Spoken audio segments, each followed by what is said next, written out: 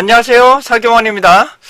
자, 여러분들과 함께 데이터 분석 이론과 관련된 동영상에 대해서 설명 좀 올리도록 하겠습니다. 본 동영상은 제가 실제로 엑셀 데이터 분석 실무 과정을 강의한 내용 중에 일부를 발췌를 해서 편집을 해서 여러분들께 무료로 제공해드리고 있는 거고요. 이번 동영상에서는 데이터 분석을 위한 확장자의 전반적인 개념과 CSV 유의점에 대해서 살펴드리고 있습니다. 한샘, 인테리어 관련한 부분이 있으시면 이쪽에 좀 참고하시면 많은 도움이 되실 것 같고요. 자, 관련한 제가 운영 중에 있는 여러 가지 동영상, 무료 동영상, 유료 동영상의 정보를 살펴봐 드리도록 하겠습니다. 자, 사이트는 해당되는 www.stacksoft.co.kr 접속해 주시고 로그인은 하실 필요 없습니다. 그리고 해당하는 부분에서 동영상을 보시면 되는데 어떻게 보시는지 한번 살펴보도록 하죠. 자, 접속해 보시도록 하겠습니다. www.stacksoft.co.kr 네, 회원 가입은 필요가 없으시고요. 그 다음에 교육 동영상 부분을 보시고 사경원의 유튜브 멤버스 소식이 있으실 겁니다. 그러면 해당되는 사경원의 온라인 무료 유료 동영상을 보실 수가 있겠고요. 그 중에서 구글 보기로 봐주시면 감사하겠습니다. 자, 구글 보기 PC 버전으로 아래쪽에 보시면 여러 가지 워크시트가 나오실 텐데 이 내용들은 계속 제가 조금씩 계속 업데이트를 시켜드리고 있는 상황입니다. 그래서 데이터 본 강의는 데이터 분석 이론이고요. 그 외에도 엑셀 중급, 그 다음에 데이터 리터러시, 파워 BI, 챗GPT, 측정 불확도와 관련된 다양한 정보들을 보실 수가 있게 됩니다.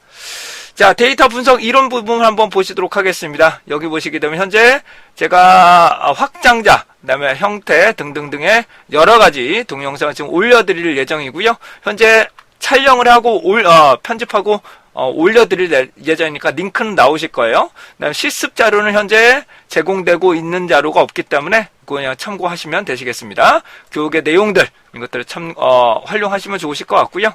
이런 내용들은 계속 제가 업데이트를 할 수 있도록 할 테니까 여러분들 가급적이면 이 부분을 살펴봐 주시고 무료와 유료가 나눠져 있는데 거의 다 무료로 제공해 드릴 수 있도록 최선을 다해 보도록 하겠습니다.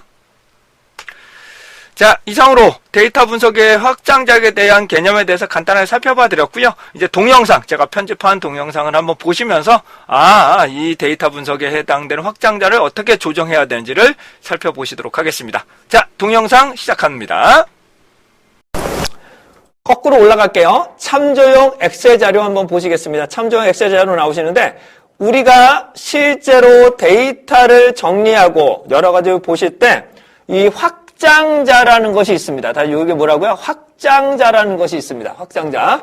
자, 천천히 좀 설명드릴게요. 저희가 컴퓨터의 구조를 보시면 첫 번째 사용자 계정, 그 다음에 디렉토리, 그 다음에 확장자로 크게 구분이 됩니다.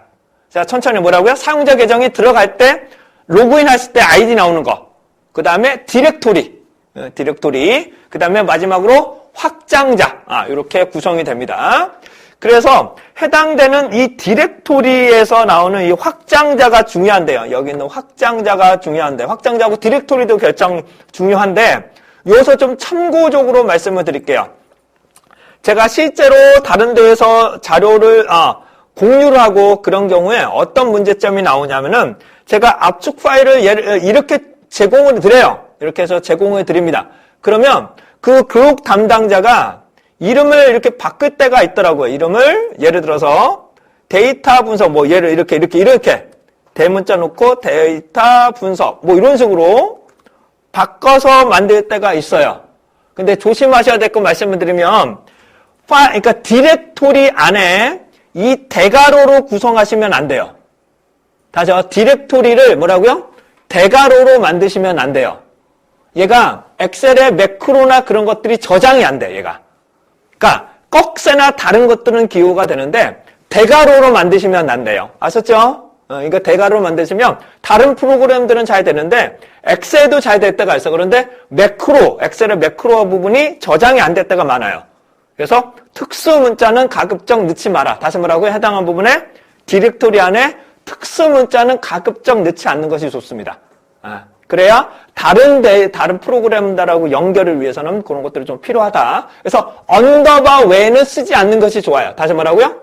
언더바 외에는 가급적이면 특수문자 안 쓰는 게 좋아요. 특히 별 표시 같은 거 넣지 마세요. 제발 좀 넣지 마세요. 제발 좀. 엑셀이나 다른 것들은 어느 정도 되는데 R이나 파이썬 그런 데서는 얘는 인식을 못해. 특수문자를 인식을 못해요. 디렉토리를. 그렇기 때문에 그런 특수문자를 웬만하면 쓰지 말아달라는 거 다시 한번 강조드리고 갑니다. 이해되셨죠? 네, 이런 것들은 이건 기초 중에 기초를 설명드리기 위해서예요. 그런 다음에 또 사용자 계정이라는 것이 있는데 사용자 계정은 맨 처음에 그걸 말씀드린 거잖아. 야, 내가 누구냐? 이렇게 들어가는데 사용자 계정은 무조건 영문자와 숫자로만 구성하셔야 돼. 한글에 들어가시면 안 돼. 다시 한번 뭐라고? 영문자와 숫자 스페이스 정도만 그러시는데 거의 다 스페이스 넣지 마시고 영문자로만 하세요. 영문자하고 숫자로만 구성하셔야지. 왜냐하면 한글에 들어가면 R하고 파이썬이나 다른 프로그램에서 그러니까 무료 패키지에서는 얘가 실행이 안 되는 경우가 많아요. 특히 한글에 들어갈 경우. 이럴 경우는 상당히 조심하셔야 된다. 그 다음에 디렉토리입니다. 디렉토리에서도 가급적이면 스페이스 넣지 마세요. 디렉토리는 한글 넣으셔도 돼요. 한글 넣으시고 특수문자도 다시 한번요. 언더바 외에는 쓰지 마세요. 특수문자 다시 한번 뭐라고요? 언더바 외에는 특수문자 웬만하면 쓰지 마세요. 그러니까 엑셀이나 윈도우 계열은 상관없어요. 얘네들이 워낙 잘 만들었기 때문에 문제가 없는데 다른 무료 패키지에선 무료 프로그램에서 얘가 인식을 못해요. 그런 다양화성 부분이 나타나기 때문에 그러니까 제가 몇 번 느끼지만은 정말로 마이크로소프트가 진짜 잘 만든 겁니다. 진짜 뼈를 갈아서 잘 만들어준 거예요. 그렇기 때문에 다른 유닉스나 그런 거 쓰시다 보면 이제 뚜껑이 열려. 왜 안 되냐고. 그런 것들 문제가 나오니까 반드시 이런 특수문자 쓰지 마세요. 아셨죠? 특수문자. 그거 가로나 이런 것들 웬만하면 쓰지 마세요. 웬만하면 쓰지 마시고 이 경로에 대해서 좀 말씀을 드릴 건데요. 자, 경로 제가 키보드 잠깐 보시겠습니다. 잠깐만요.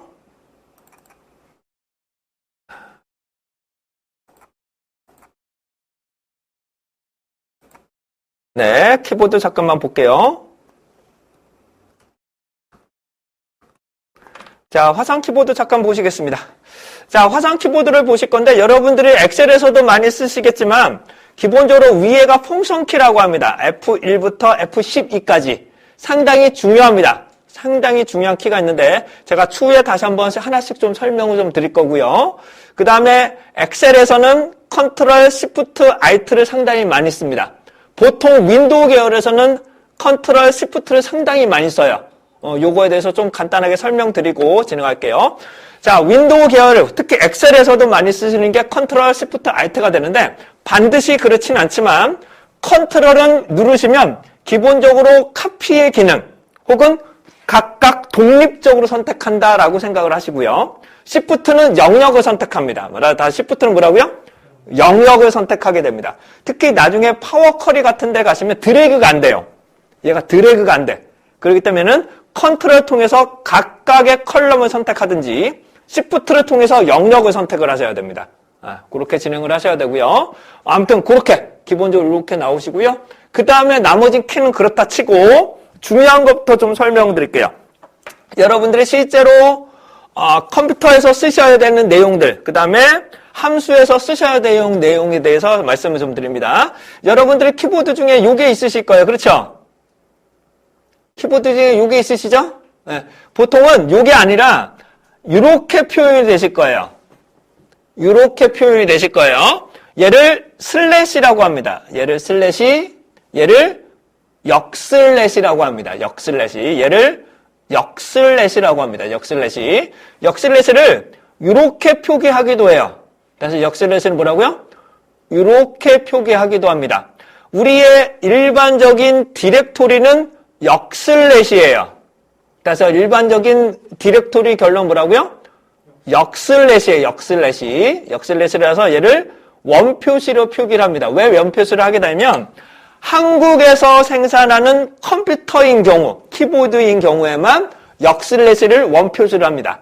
그러니까 해외에서 구매하셨던 뭐 키보드 같은 경우는 원표시가 없고 역슬래시로 표기가 되실 거예요. 그러니까 결론적으로 역슬래시하고 원표시는 동일한 거다 라고 생각을 하시면 됩니다.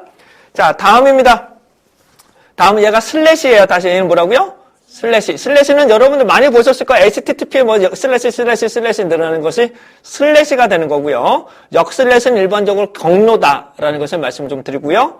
그 다음에 여기 보겠습니다. 요게 7 위에 요게 AND라고 나오는 기호가 있습니다. 요게 AND라는 기호. 그 다음 요겁니다.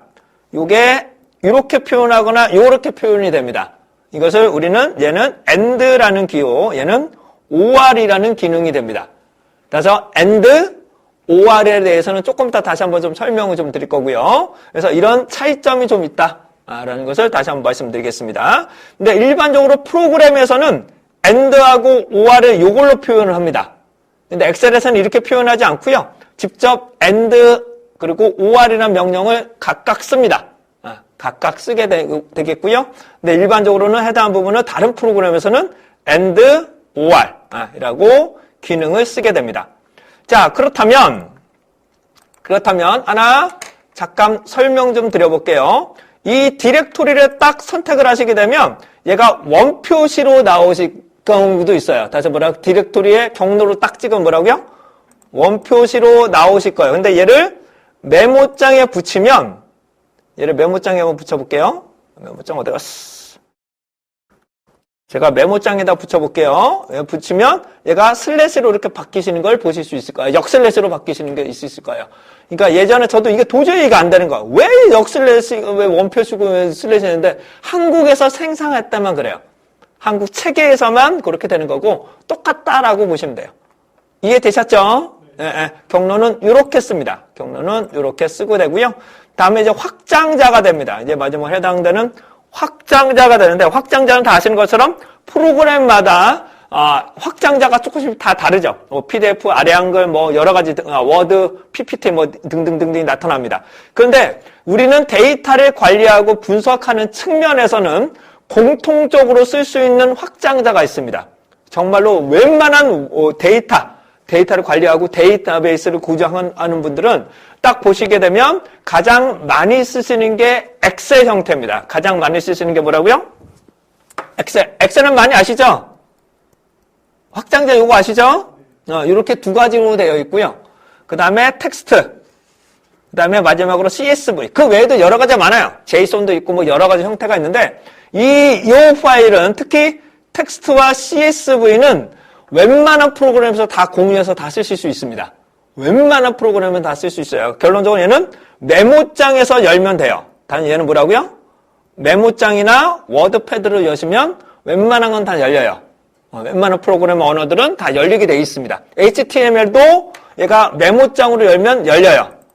그 다음에 뭐 JSON이나 그런 것들도 여러 가지 함수 등을 전혀 모르는 프로그램 중에서도 80% 거의 대다수 이렇게 열려요. 이렇게.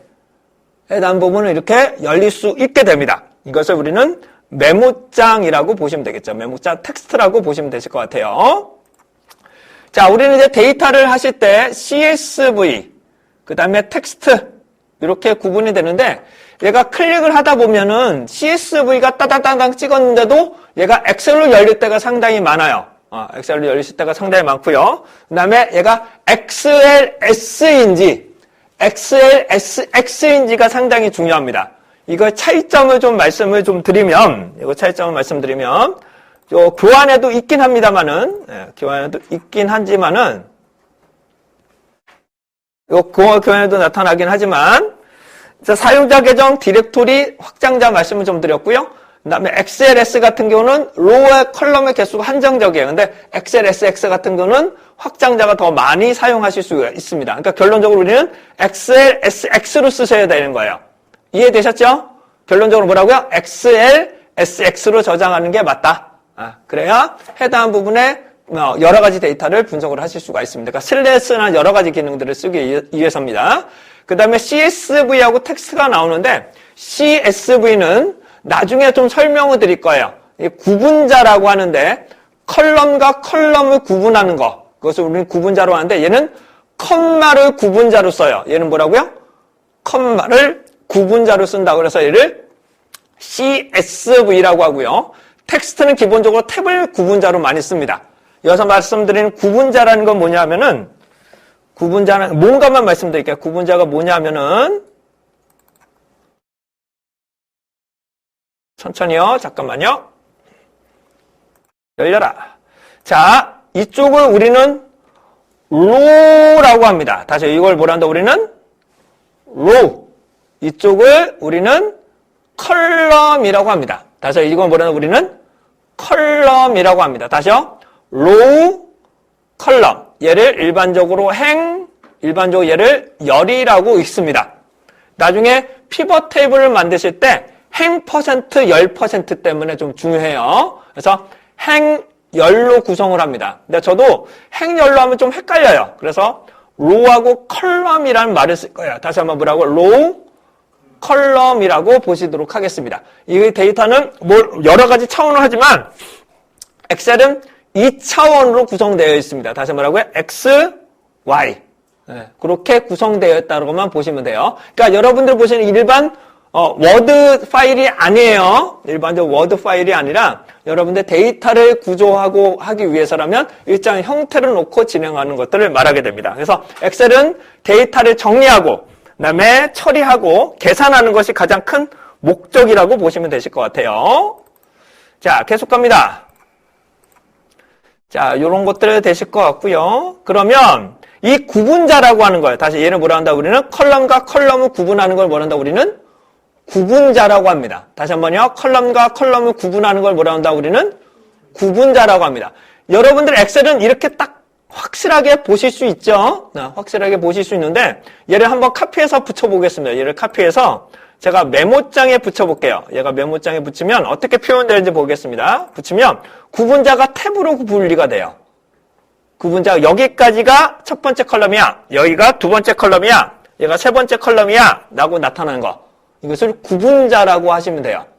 이해되시겠죠? 네. 그래서 그러니까 메모장은 탭을 구분자로 많이 씁니다. 메모장 뭐라고요? 탭은 여러분들이 키보드에 보시면 요걸 말해요. 요거 탭이라고 보시면 됩니다. 탭은 특수했기 때문에 얘는 안 보여요. 근데 나중에 찾아 바꾸기는 가능합니다. 요거는 찾아 바꾸기로는 가능해요. 하지만 눈에는 잘 안 보이는 특수 문자라고 보시면 됩니다. 이에 반해서 CSV는 뭐가 구분자다? 컴마를 구분자로 씁니다. 다시 CS는 뭐라고요? 컴마를 구분자로 씁니다. 요걸 구분자로 쓰는 거예요. 이해되시겠죠? 자, 이거를 우리는 CSV라고 하는데 왜 컴마를 쓰냐 그러게 되면 용량이 많이 줄어요. 탭에 비해서 용량이 많이 줄고 아주 큰 용량에서도 많이 쓰는 게 이제 CSV입니다. 컴마를 구분자로 쓴다. 그래서 데이터베이스에서도 많이 쓰게 되고요. 그래서 가장 안정적인 데이터를 기준으로 가장 안정적인 기준은 CSV입니다. 그 다음에 메모장, 그 다음에 마지막으로 엑셀 기준으로 보시면 됩니다. CSV는 상당히 큰 용량을 가지고도 처리를 하실 수 있습니다. 이것을 살펴보실 수 있겠죠. 자, 메모장처럼 다시 한번 말씀드립니다. 얘는 워크시트의 개념이 없어요. 워크시트의 개념이 없습니다. 이렇게 구분자에 대해서 간단하게 설명 좀 드려봤습니다. 괜찮으시죠? 네. 자, 그런데 궁금하지 않으시겠어요? 선생님, 만약에 주관식에 컴마가 들어가거나 가장 문제는 천단위야. 천단위가 들어갈 경우 어떻게 하나요? 라고 나타날 수가 있겠죠. 다시 뭐라고요? 천단위가 나오거나 주관식에 컴마가 나오면 CSV를 해서는 어떻게 처리하나요? 라고 나타날 수가 있을 거예요. 그러면 얘는 어떻게 처리하냐면은 CSV에서는 얘를 쌍따옴표로 묶어버려요. 얘를 어떻게 놓는다? 쌍따옴표로 이렇게 묶어버려요. 그러면 기본적으로 쌍따옴표를 열고 닫으면 문자라고 인식을 합니다. 다시 쌍따옴표는 여기서부터 여기까지야 라고 하는 것을 하나의 컬럼으로 인식을 하게 됩니다. 자, 그런데 문자는 그렇다 쳐. 그런데 만약에 숫자일 경우에요. 이렇게 있다고 가정을 하겠습니다. 자, 얘를 그냥 CSV로 내보내기를 해버리면 요게 문제가 되겠죠. 그쵸? 이렇게 잘라지겠죠. 그쵸? 이렇게 컬럼으로 나눠지겠죠. 그쵸? 그래서 이 천단위가 상당히 문제점으로 지적이 됩니다. 자, 우리나라하고 미국 같은 경우가 천단위가 컴마고 소점 이하가 점이죠. 유럽은 반대입니다. 천단위가 점이고 소점 이하가 컴마입니다. 그러니까 특히 러시아도 그래요. 소점이 컴마예요, 컴마. 그러니까 전 세계적으로 통일합니다. 점 맞습니다. 컴마는 쓰지 않아요. 다시 전 세계적으로 뭐라고요? 컴마는 쓰지 않아요. 그래서 빅데이터나 다른 데이터 분석을 하더라도 천 단위가 안 나오는 게 일반적이에요. 유튜브 같은 데 보셔도 뭐라고요? 천 단위가 안 찍혀요. 점만 찍히지 천 단위는 찍히지 않아요. 그 이유 때문에요. 서로 간에 단위가 다르기 때문에. 네, 이렇게 사용하고 있습니다. 그래서 CSV 때문에도 문제고, 그 다음에 여러 가지 천 단위에서도 문제가 되기 때문에 얘는 컴마는 웬만하면 쓰지 않는 거예요. 이해되시겠죠? 네, 그렇게 이해를 하시면 되실 것 같고, 그래서 숫자인 경우는 얘는 어떡하냐? 선생님 이렇게 나오는 경우 어떡하냐? 얘를 이렇게 내보내기를 해요. CSV에서는 알아서 얘를 이렇게 내보내기를 해버려요. 그럼 얘는 숫자가 될까요? 문자가 될까요? 예, 문자가 됩니다. 다시 얘는 뭐라고? 숫자가 아니라 뭐라고요? 문자가 됩니다. 그래서 여러분들 중에 많이 그러신 분들이 계실 거예요. 외부에서 데이터를 받아보면 숫자인데 함수로 쓰면 계산이 안 돼. 함수인데 얘가 숫자인데 막 계산을 하는데 플러스 마이너스는 되는데 함수로 넣으면 적용이 안 돼. 그럴 경우가 얘가 숫자처럼 보이지만 문자로 인식되는 거예요. 다시 한번 숫자처럼 보이지만 뭐라고요? 문자로 인식을 하게 되는 겁니다. 그래서 얘를 숫자형으로 변환을 시켜줘야 돼요. 얘는 뭐라고요? 숫자의 변형이죠. 정확하게는 숫자형으로 변형을 시켜줘야 돼요. 조금 어떤 이유이신지 아시겠죠? 얘는 현재 문자예요. 문자는 가감승제가 안 되는 거니까. 근데 엑셀과 다른 프로그램에서는 얘가 알아서 어느 정도 처리를 해줍니다. 알아서 얘를 숫자형으로 변환을 해줘요. 변형이죠. 정확한 변형을 알아서 해줍니다. 알아서 해주는데요. 근데 R과 파이썬에서는 이거를 변형을 시켜야 되는데, 자, 천천히요. 엑셀, 파이썬이나 다른 프로그램에서는 예를 들어 볼게요. 이렇게 되어 있는 거와 이렇게 되어 있는 게 있다고 가정을 하겠습니다. 그럼 얘는 바로 숫자형으로 바뀌어요.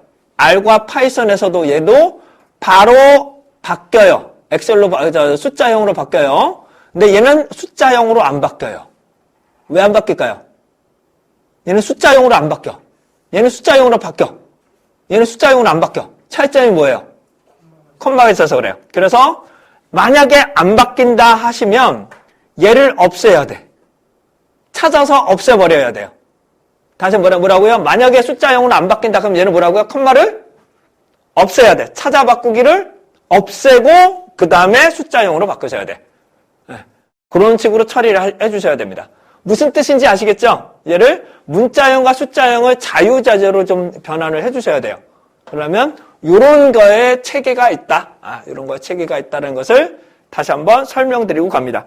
근데 문자는 다 아시는 것처럼 가감승제가 안 돼요. 문자는 가감승제가 안 되고 숫자는 가감승제가 됩니다.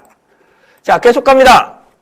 자, 우선 바이트하고 비트 뭐 그런 것들은 간단하게 말씀을 드리면, 자, 영문자와 숫자는 기본적으로 2바이트입니다. 얘는 기본적으로 뭐라고요? 2바이트. 한글은 기본적으로 4바이트예요. 기본적으로 4바이트이기 때문에 용량에도 차이가 나요. 한글하고 그다음에 영문자, 숫자로 구성된 거하고 용량의 차이가 나고요. 특히 챗GPT를 실행할 때도 처리 속도가 많이 느려요. 한글이. 이것 때문에 용량 차이가 좀 난다는 점 다시 한번 말씀을 좀 드리겠습니다. 그리고 얘가 정확하게 한글로 얘가 잘 인식을 못해요. 우리가 생각하는 것처럼 다 인식을 잘 못하기 때문에 한글할 때는 좀 조심하셔야 된다. 근데 MS하고 맥 계열, 그나마 MS 계열에서는 얘가 잘 나와요. 내용들이 한글이 잘 표현이 돼요. 하지만 맥을 쓰시는 분들 이런 경우 있지 않나요? 이렇게 나오는 거 있으시죠? 그러니까 맥 쓰시는 분들은 이렇게 나와요. 이렇게 안 나오고 이렇게 나온다고. 이렇게 나오는 이유는 쪼개고 다시 합치진 않아요. 맥인 경우에는 좀 욕 같아. 욕 같은데 빨리 지워야겠다. 아무튼 그래서 그런 부분이 있다라는 점 다시 한번 말씀 좀 드리고 갈게요. 그래서 다국어가 문제예요. 다국어가. 특히 한글 이 부분이 문제가 될 수가 있습니다. 자, 그래서 대용량을 쓰시는 거는 CSV다. 이런 걸 말씀 좀 드려보고요. 그다음에 CSV 텍스트 이런 것들을 가끔 다시 한번 좀 설명 좀 드릴 거예요. 그래서 우리는 엑셀을 쓰겠다라는 부분이에요. 이해되셨죠? 자, 그러면 우리가 확장자를 봐야 되지 않겠습니까? 우리가 이제 확장자를 봐야 되지 않겠습니까? 이 확장자가 어떻게 구성되어 있느냐, 이것 때문에 우리가 어떻게 대응을 해야 되느냐, 이런 것들을 살펴보셔야 됩니다. 그러면 이 확장자를 한번 보도록 하겠습니다. 확장자를 보는 방법은 윈도우 10하고 윈도우 11이 조금 다릅니다. 맞아, 윈도우 10하고 윈도우 10이 조금 다른데, 보기에 가서서 파일 확장명, 이게 윈도우 10이고요. 윈도우 11 같은 경우에는 보기에 표시에 가셔서 파일 확장명을 쓰시게 되면 뒤에 확장자를 보실 수가 있습니다. 현재 저는 윈도우 11이기 때문에 한번 보여드리고, 여러분들은 윈도우 10일 경우도 있으실 거예요. 그러면 보기라는 메뉴가 있으시고 파일 확장명이 나오시면 바로 하시면 되고, 안 나오신 분들은 보기 표시 확장명을 쓰시면 돼요. 자, 시작해 보겠습니다. 탐색기에서 저는 윈도우 11이기 때문에 보기에 가셔서 표시 파일 확장명, 얘를 선택을 하겠습니다. 그러면 뒤에 확장자가 보이실 거예요. 그러시죠? 그러면 얘가 CSV냐 엑셀이냐 이런 것들을 여러분들 확실하게 파악을 하고 가셔야 돼. 그래야 나중에 엑셀을 여서도 다른 이름으로 저장을 할 건가 말 건가를 고민을 하셔야 되기 때문에. 그리고 아웃풋으로 내보내기를 할 때 요즘 들어서 컴퓨터만 쓰는 게 아니란 말이에요. 현재 여기만 쓰는 게 아니라 웹에 있는 것들도 많이 쓰셔야 되기 때문에 상황에 따라서는 CSV로 내보내기를 해야 될 경우가 있어요. 그래서 내보내기를 한 다음에 밀어넣기를 해야 되기 때문에 이런 것들을 살펴보실 수 있을 것 같아요.